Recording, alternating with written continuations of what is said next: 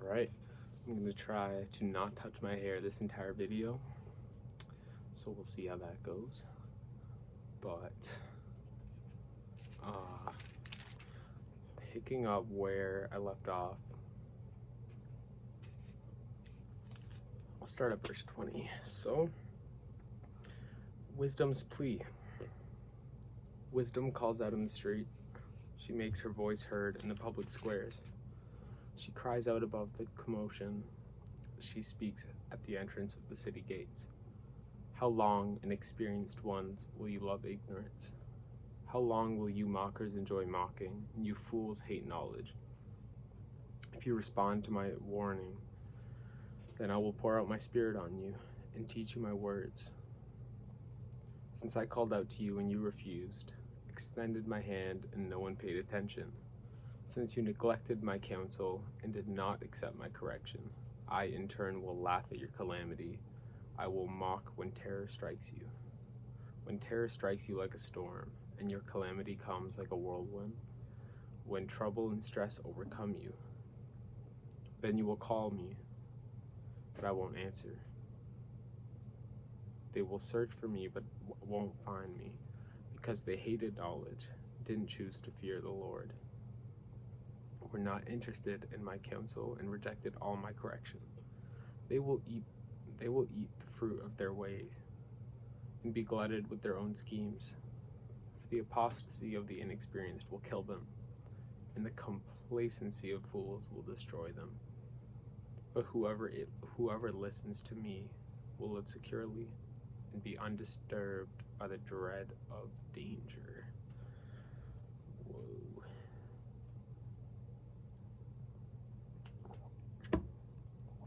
So,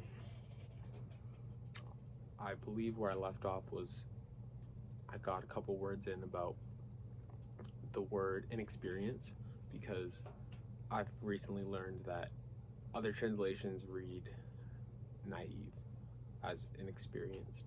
So it helps you understand a little more of what is implied with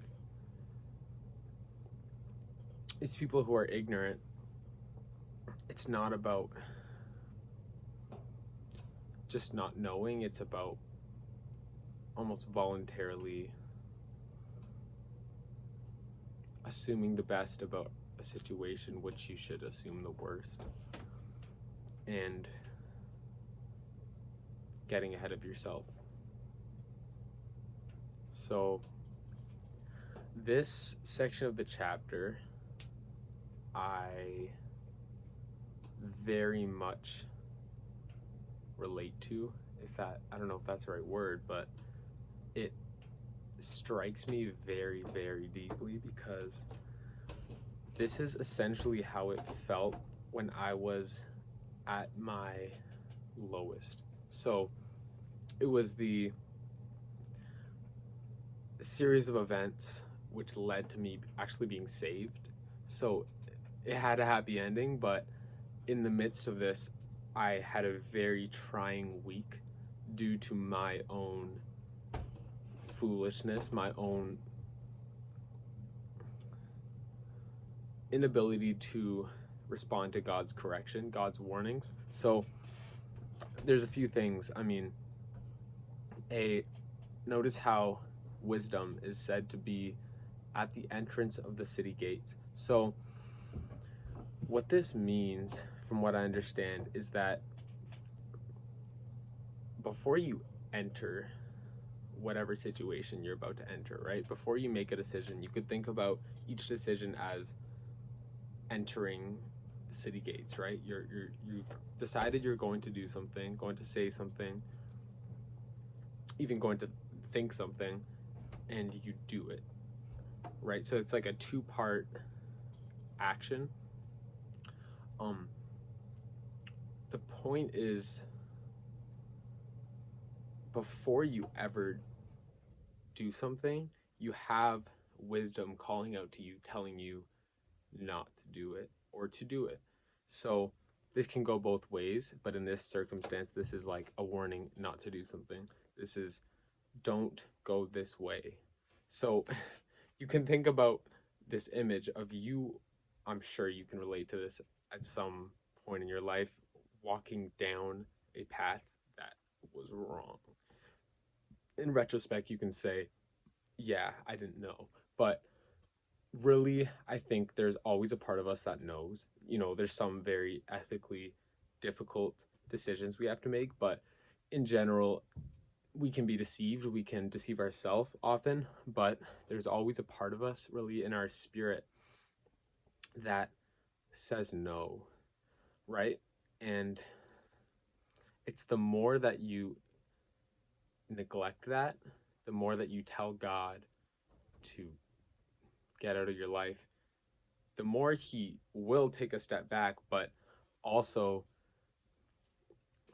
it's kind of this moment that we have all experienced where God almost returns. He's always there, right? Obviously, but it's as if He takes a step back and then lets us eat the fruit of our way, right? Be glutted with our own schemes. And then once we're in the disaster we've created for ourselves, He takes a step back, or He takes a step back in our direction, right? Takes a step forward, I should say, and pretty much says, I told you so. Like, you know, this is what I said would happen. And doesn't, here's the thing, we don't have to know exactly what the outcome will be.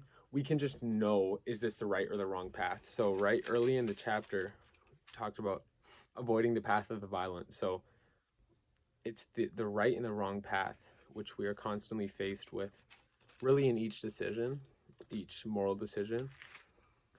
And God is always there speaking to us through our conscience or through the Holy Spirit. And it's kind of up to us to listen to Him or to not. For myself, the result of not listening to Him after very, very clear, how do I say it? I'll say warnings, but that doesn't really do justice how He spoke to me so clearly and in such significant ways. But the result of me not listening to Him and deciding to go my own way was hell. Like really, really bad experiences. But then what's so interesting is the way the chapter ends. It says, but whoever listens to me will live securely and be undisturbed by the dread of danger. So it's not entirely clearly saying this same person who is being, or this group of people that is being tossed around in the storm, in the whirlwind, the calamity that they've caused, that this is the person who eventually listens to God. It seems like that's not what they're saying, but the point is that although there is a path to destruction, I like to think about it as a treadmill, right? So when you're running away from God, deceiving yourself to believe that you can actually do that, you're running on a treadmill. You're not actually going anywhere, but you're exhausting yourself. So it's like the more He approaches us, when we harden our hearts, it's us running, like turning up the speed, trying to go faster and faster, still in the same spot. And then the more that we, let's say, view God in the wrong light, view Him as the enemy, make Him what we are running from, it's like we're turning up the incline more and more, right? Because it's a lie.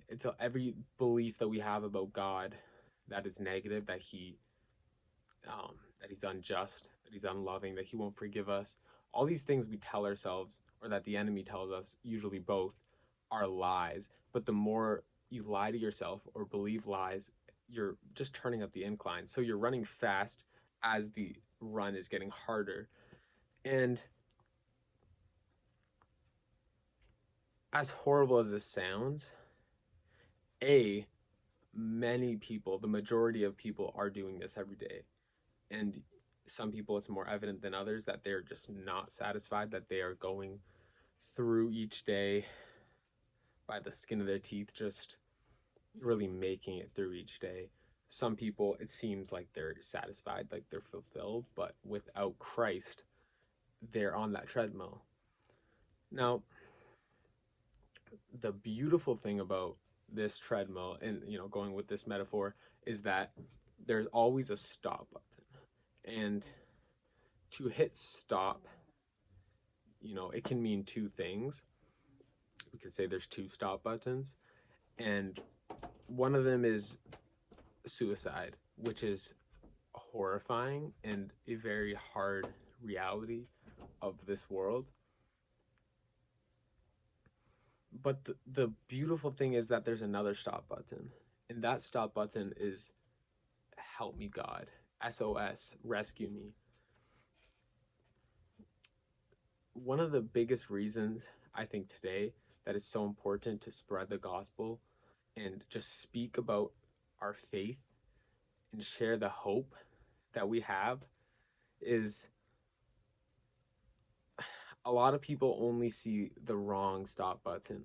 And I think more and more, as culture disintegrates, as people become isolated, as right becomes looked at as wrong and wrong becomes looked at as right, more and more people are just gazing at the wrong button.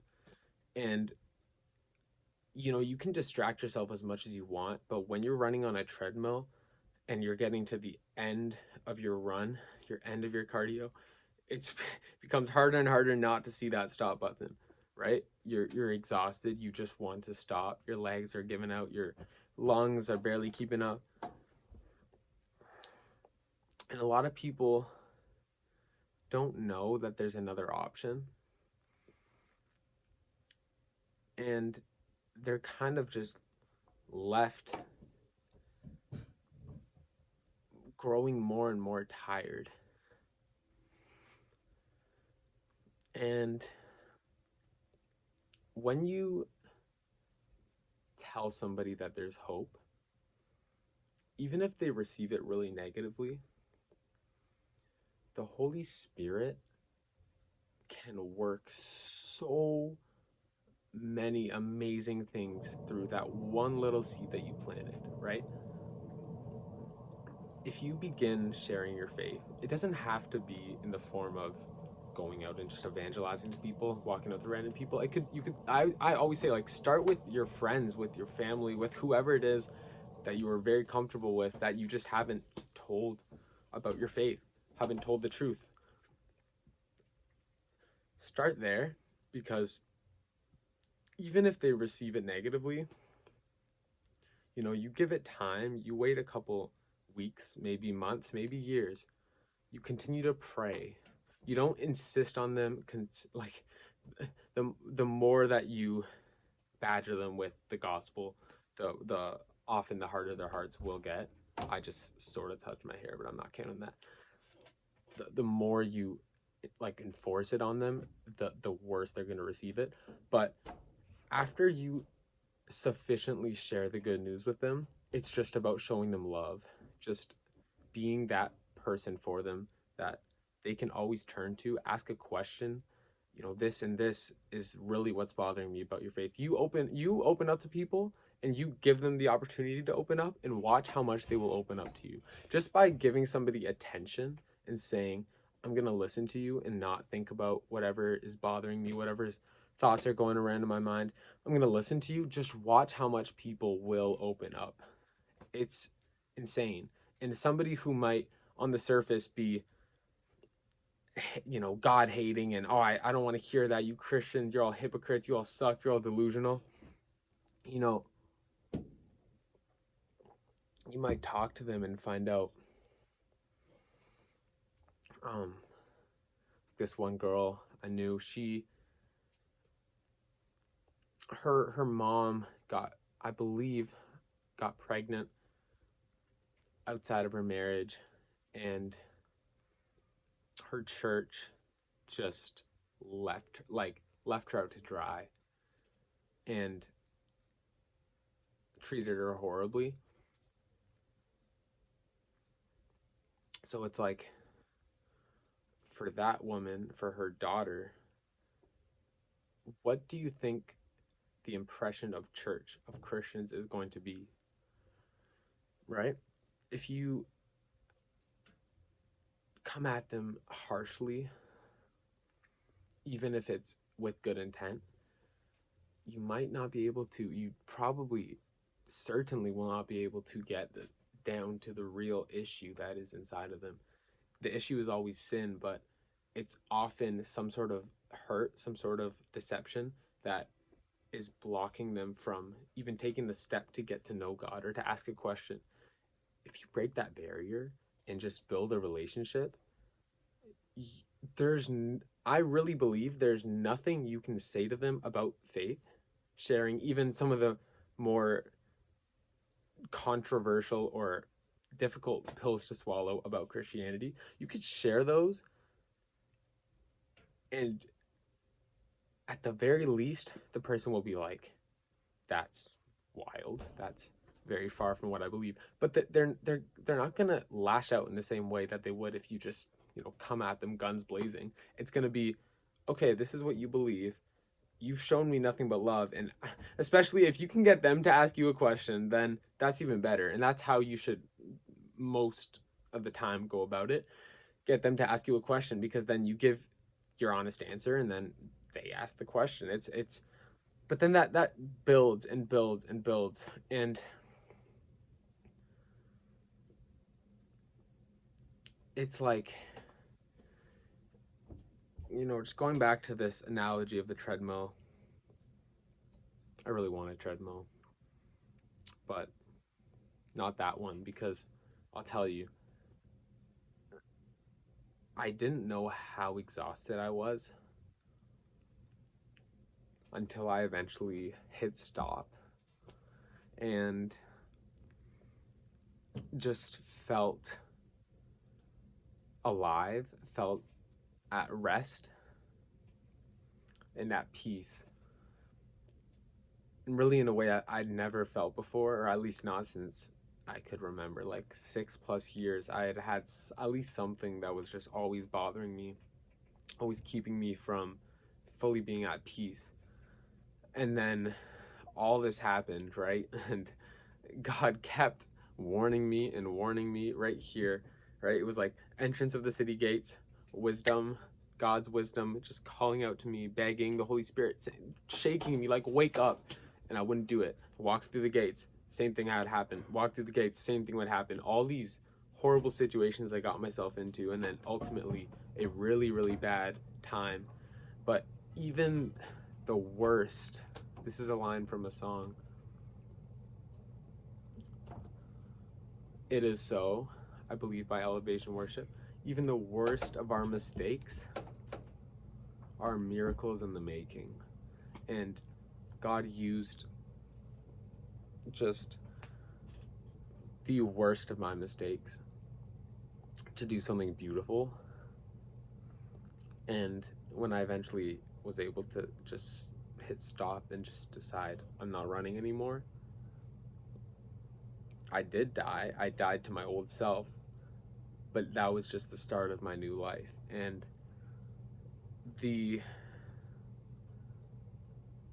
I'll tell you one more thing, and this is sort of off topic of where I was planning on going with this, but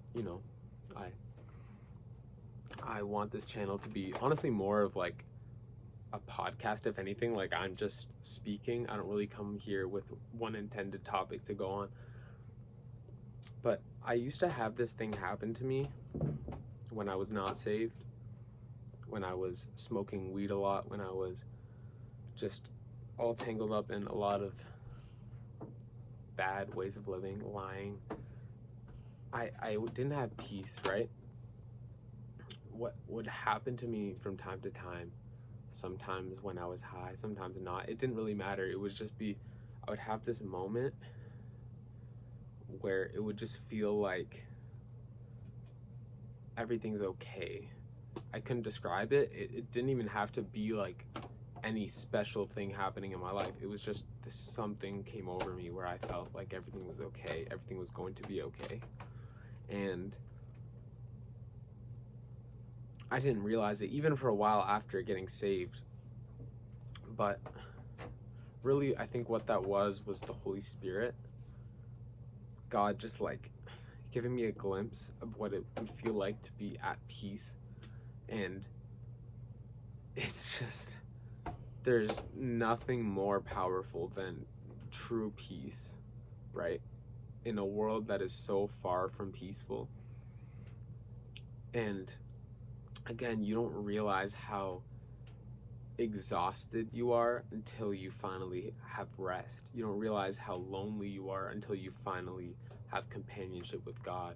You don't realize how broken you are until you're finally restored. And you don't realize how hurt you are until you're finally healed. That's just the way that it is. And it was not an easy process for me to, well, for me to fix up my life to the extent that I had to do it. God did like 99.99999% of it for me, but there were a few things I had to do, right? Mostly that was difficult conversations with my parents, with friends' parents, just things I had to make right. I still have a couple conversations to have, sort of waiting for the opportunities to come, but I was able to unload these things that just weighed my soul and my heart down so badly, where I finally just realized that that feeling I had sort of experienced before of like nothing's wrong, everything's okay, that can last. That can be the default. And now it's like I take it for granted sometimes that I'm not constantly, at least to some degree, either tormented or suppressing it with drugs. The filthy conscience that I lived with for so long.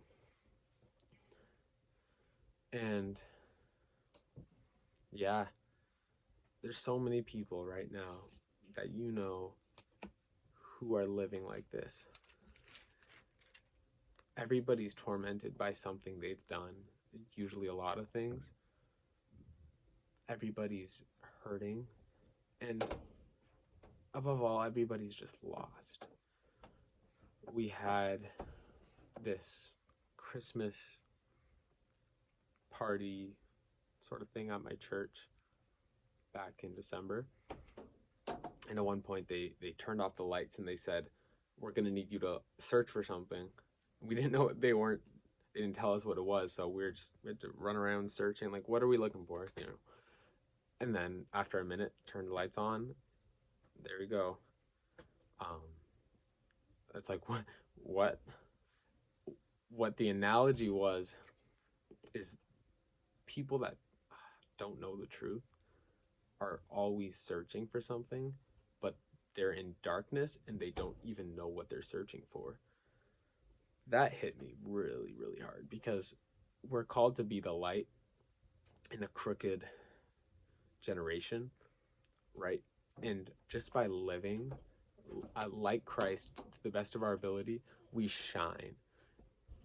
Don't use that as an excuse to not actually share the truth, because like I said, you have to preach with your words too. It's not just actions. Oh, my actions will speak for themselves. Well, maybe you'll stand out, but it's not until you share what is different about you that people will be able to really understand what they're missing out on. So that's my word.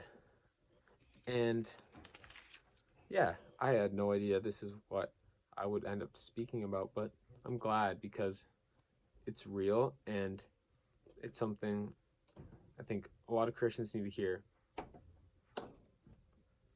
Because although this chapter sort of describes God in a not so positive light, laughing at us in our calamity, man, it's just the truth. It's that like God only wants the absolute best for us, and yet we just push it away. Even as Christians, we still find ourselves doing this, right? It's easier because we have the Holy Spirit helping us, the Holy Spirit inside of us, but it's still a battle, right? And we'll never be free of the presence of sin until the day that Jesus comes, right?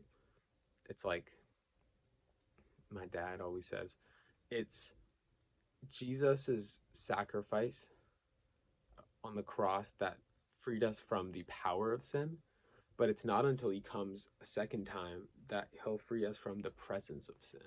So until then, we're stuck with it, but it doesn't have to have any power over us, right? He didn't give us the inability to sin. He gave us the ability not to sin, to choose right. So, yeah, I'm excited to go through Proverbs. I mean, again, I'm writing a book about it right now, so it's a good way for me to express what I've been writing, working on, and probably come up with some thoughts that might show up in the book. So thank you for listening. Thankfully, no interruptions this video. I know the quality's not the best. I know this could be better. Also,